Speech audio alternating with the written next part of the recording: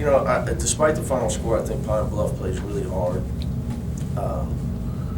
Obviously, they had to foul us a lot around the rim because of the size differential, which was you know, a chance for us to work on our big guys making free throws, which we got to do it.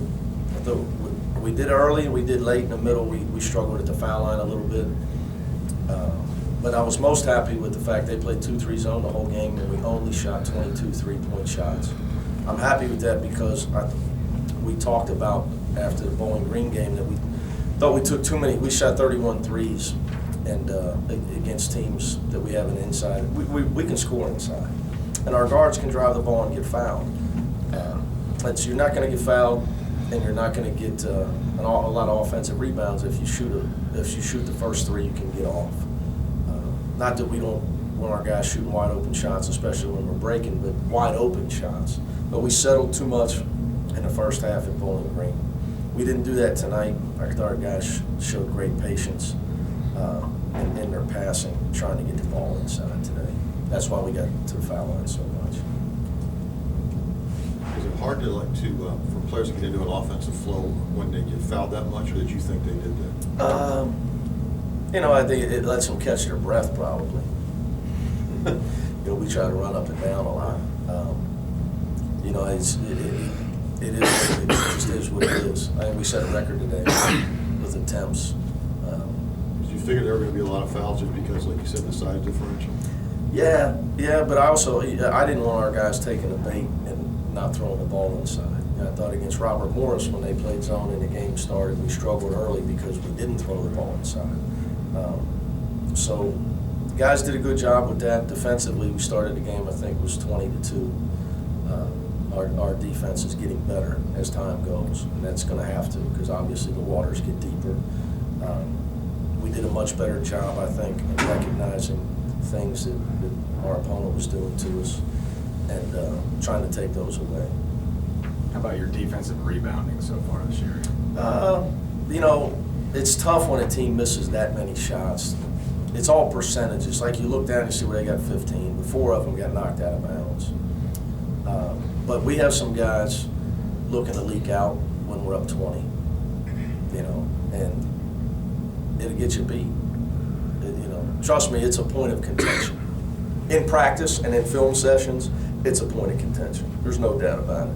Like there was one instance, Corey played great D, and the guy shot an 18-footer, and he's leaking out, and the ball bounces right back at him. So he knows it, he gets it. But you got to try to train everything. So to answer your question, yeah, I mean he'll get to see it again on the film tomorrow. Kerry Clark went to the 4 shots. Does he have an easier time in this offense, or is it harder to get him the ball? So, because of the zone. So, you know, because you look at it, Octavius only took 4. Yeah. But he's, you know, can't get a field goal attempt when they're fouling you. But do you like the way Gary's operating in this offense? Yeah, it's just different today. It was like you said, it was not much flow because of all the fouling. Just still trying to get him to run up and down more and play more in transition. But with our offense, you know, the open man's the go-to man. So it just depends what the other team does defensively. I don't think he was passive today at all. Made a 3-pointer. Yeah, he's been dying to show everybody he can make that shot. Nick, is there a player you've coached that reminds you of Justin Jennifer? I mean, he's so special. He's a lot of fun to watch. Yeah, not just when I watch my old LaSalle high school tapes. Exact same thing, huh? You don't know it. Speed and quickness, yeah. Unbelievable speed and quickness. I can vouch for that. As I was blazing around with a knee brace on. You know, it's funny in recruiting. You reach a point when you watch film and you prepare for other teams. And so I told my staff, you know, this happened about 3 years ago. Was I said, you know, I'm sick of everybody else has got this little fast guy that we can't guard. I want one of those guys. You know, it was like that was my Christmas toy. That's what I wanted. So when I went to see the Maryland State Championship game to see Dion Wiley play, who plays for Maryland, Antoine was recruiting, and I came home with Justin Jennifer. His team won the state title by 30. He dominated the game as a sophomore. So I told Antoine at half, I don't think we're going to get Dion Wiley Valley anyway. But it's not a wasted trip because I found the guy. And I happen to coach his cousin at Murray State, so that worked out fine. But now his speed is game changing. You know, it's something you can't coach, and it's a problem for opponents. And his confidence though, and his basketball intellect is really good.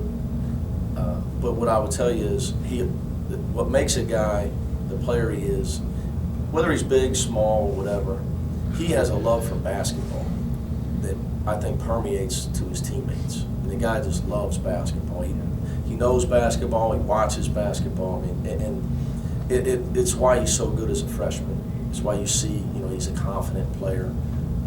And I think you got to recruit guys that love basketball. It's hard at times because you really don't know. You see a guy, well, hey, we need a big guy.